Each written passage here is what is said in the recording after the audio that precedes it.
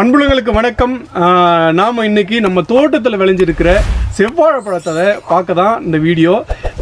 இதோட அந்த வாழைப்பழம், அந்த வாழை மரம் வந்து வீட்டில் வச்சு ஆகாது அப்படின்லாம் சில பேர் சொல்லிட்டு திரிறாங்க. இது ரொம்ப ரொம்ப தவறு.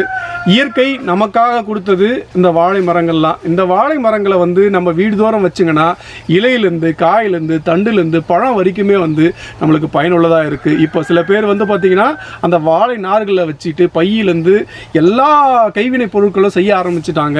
அந்த வாழை மர நார் வந்து கயிறு வந்து அவ்வளோ ஸ்ட்ராங்காக இருக்குமா. அந்த அளவுக்கு சிறப்பாக இருக்கக்கூடிய இந்த மரங்களை நம்ம தவிர்க்கிறது ரொம்ப ரொம்ப தவறு. எந்த விஷயத்துலையும் வாழை மரங்களை வந்து தவிர்க்காதீங்க. வாழை மரம் அற்புதமான மரங்கள். அந்த மரங்களை வந்து நம்ம ஒதுக்குறது ரொம்ப தப்பு. ஏன்னா முக்கணியில் ஒன்று, நம்ம தமிழ்நாட்டில் முக்கணின்னு சொல்லப்படுற மா, பலா, வாழை, இந்த வாழை வந்து சிறப்பான பழம். அதனால் அதை தவிர்க்காதீங்க. வீடுதோறும் வச்சு வளங்க. அது நம்ம செடியை பார்க்கலாம். இன்னைக்கு இது வெட்டிடலாம்.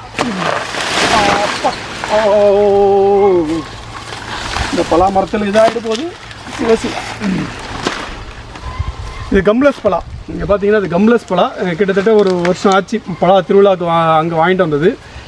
இது மேலே விழுந்துச்சுன்னு பயந்துட்டேன். இன்னும் ஆகலை.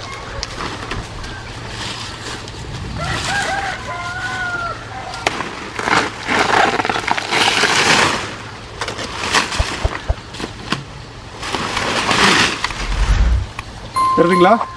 எவ்வளோ நல்லா பழுத்துருக்கு பாருங்கள். நல்ல பழம், அருமையாக இருக்குது. சாப்பிட்டு பார்த்துடலாம்.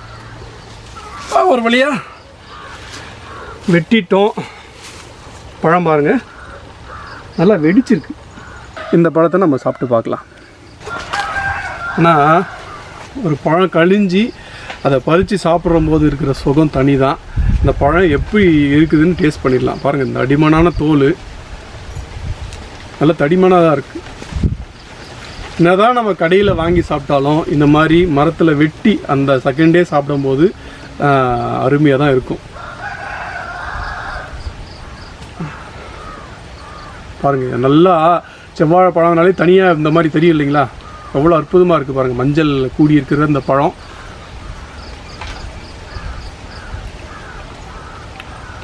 அது கடையில் வாங்குறத கூட கொஞ்சம் திகட்டும்.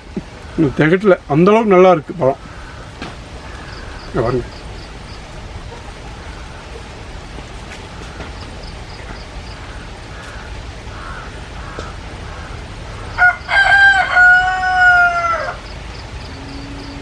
அவ்வளோ அற்புதம். ஸோ இந்த மாதிரி நம்ம பழம் வேணும்னா வீடுதோறும் செவ்வாழைப்பழம் மரங்களை வாங்கி வளங்க. செவ்வாழையில் மட்டும் இல்லை, எந்த வாழை மரம் கன்று கிடைச்சாலும் வீட்டுதோறும் ஒரு வாழை மரமாவது வீடுதோறும் வச்சு வளர்க்க பாருங்கள். நம்மளுக்கு அற்புதமான பழம் கிடைக்கும். நன்றி, வணக்கம்.